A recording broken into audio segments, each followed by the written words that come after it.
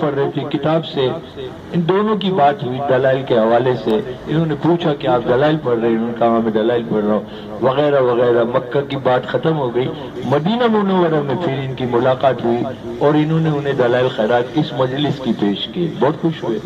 انہوں نے ایک واقعہ پیش کیا ان کے سامنے، وہ میں آپ کو سنانے کے لیے بیٹھا ہوں۔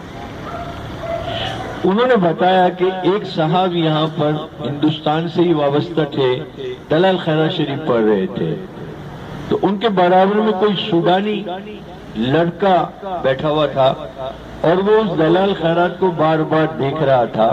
جب وہ دلائل پڑھ چکے تو سوڈانی نے ان سے کہا کہ آپ دلائل خیرات پڑھ رہے؟ دراصل پہلے دلائل خیرات شریف کا پڑھنا یا ہاتھ میں رکھنے سے یہ جتنے بھی متوے یا وہاں کے جتنے ان کی روح خشک ہو جاتی ہے، وہ حاضر شیر خاضر شیر۔ اب تو کچھ امن ہے، پہلے امن نہیں تھا، دلائل کو لے جانا بھی بڑا مشکل ہوتا تھا، چھپا کر لے جانا پڑتا تھا۔ آج سے 4 5 6 سال پہلے بڑا مشکل ہوتا تھا۔ وہاں دلائل خیرات ویسے بھی دستیاب نہیں ہے پوری سرزمین میں یہ سعودی عرب کی۔ تو وہ بچے نے یہ کہا کہ بھئی آپ دلائل خیرات پڑھ رہے ہیں، ذرا مجھے دکھائیے۔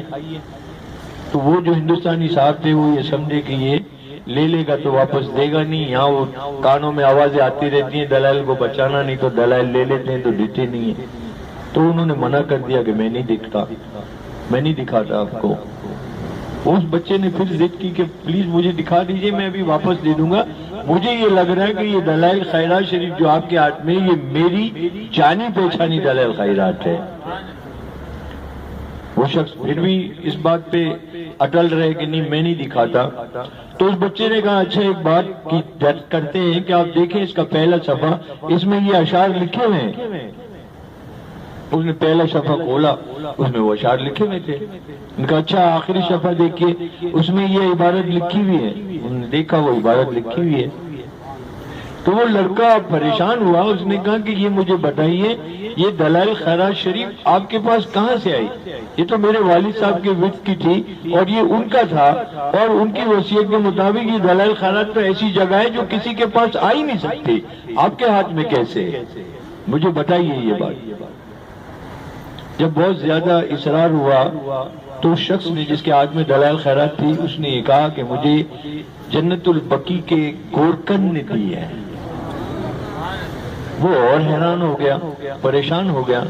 تو اس نے اس صاحب سے کہا کہ بھائی میرا یہ کام کر دیجئے، آپ مجھے اس گورکن سے ملا دیجئے جس نے آپ کو یہ کتاب دی، اس کے پاس یہ کتاب کہاں سے آئی؟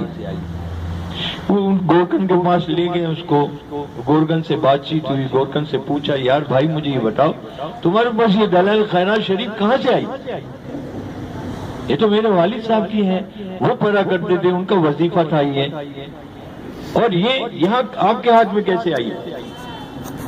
اس گورکن نے کہا کہ بھئی ہماری ڈیوٹی ہوتی ہے، ہم جتنے بھی یہاں میتیں آتی ہیں دفن کرتے ہیں تو کچھ عرصے کے بعد دوبارہ کھولتے، جو مسک ہو چکی ہوتی ہے وہ مسمار کر دیتے ہیں اور جو ابھی گیلی ہوتی ہے تو اس کو رہنے دیتے ہیں۔ تو بولے میں یہ کام کر رہا تھا تو ایک میت میں نے دیکھا کہ یہ دلائل خیرات شریف اس کے سینے پہ رکھی ہوئی تھی، تو میں نے وہ دلائل خیرات شریف اٹھا لی اور میت بند کر دی۔ وہاں سے یہ صاحب گزرے، میں نے ان سے پوچھا کہ کیا آپ دلائل پڑھتے ہیں؟ انہوں نے کہا ہاں میں پڑھتا ہوں، تو میں نے ان صاحب کو دلائل خیرات دے دی۔ وہ بہت حیران و پریشان ہوا۔ اس لڑکے نے کہا کہ کیا آپ مجھے وہ قبر دوبارہ دکھا سکتے ہیں؟ کہا بھائی ابھی 1 مہینہ باقی ہے، 1 مہینے بعد دوبارہ یہ کھولا جائے گا، اس وقت آپ آ جانا، میں آپ کو دکھا دوں گا۔ وہ بچہ 1 مہینے کے بعد پھر گیا،